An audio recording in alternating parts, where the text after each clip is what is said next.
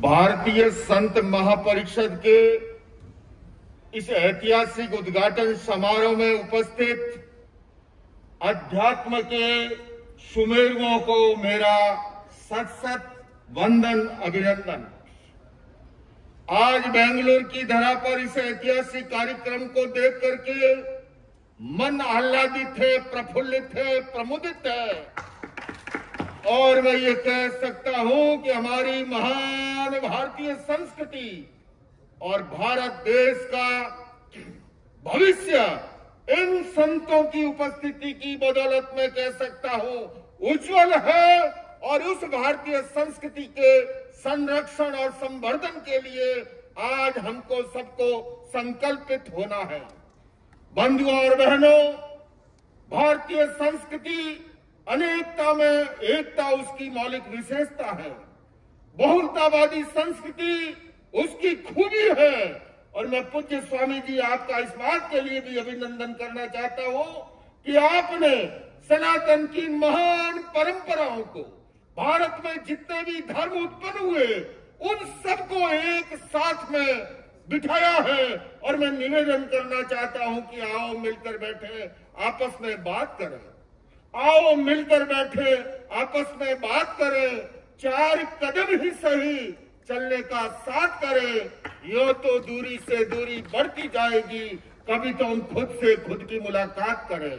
मैं पुनः इस भारतीय संत महापरिषद के उद्घाटन के अवसर पर जैन धर्म की ओर से, जैन परंपरा की ओर से ये कहना चाहता हूं कि आप जो भी इस परिषद में निर्णय लेंगे, संपूर्ण जैन समाज चट्टान की तरह आपके साथ खड़ा मिलेगा।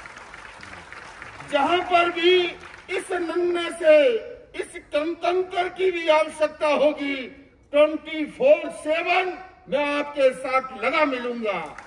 ये भारत की महान संस्कृति आज पूरे विश्व में वैश्विक धरातल पर जो माहौल है, लगता है कि हम विश्व युद्ध के मुहाने पर खड़े हैं। ऐसे समय में ये वसुधैव कुटुंबकम की संस्कृति, ये सर्वे भवन्तु सुखिनः सर्वे सन्तु निरामय की संस्कृति, ये अहिंसा और अनेकांतवाद की संस्कृति इस दुनिया को बचा सकती है।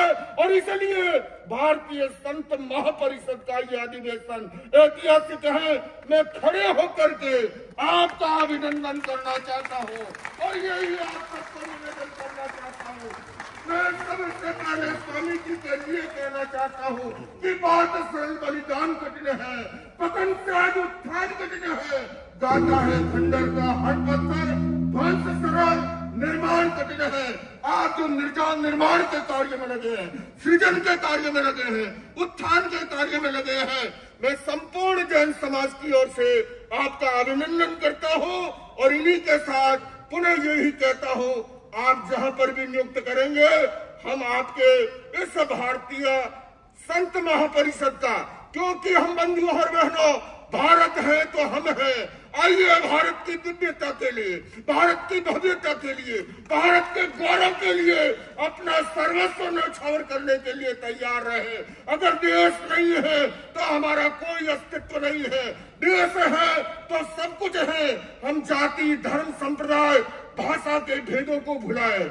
मैंने इसलिए हिंदी में रखा, गोविंद देवगिरी जी महाराज ने कहा, मैं भी कहूंगा कन्नड़ा बरला सरियागे बरला सल्पा सल्पा बरते।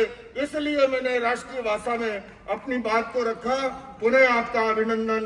ओम अरहम।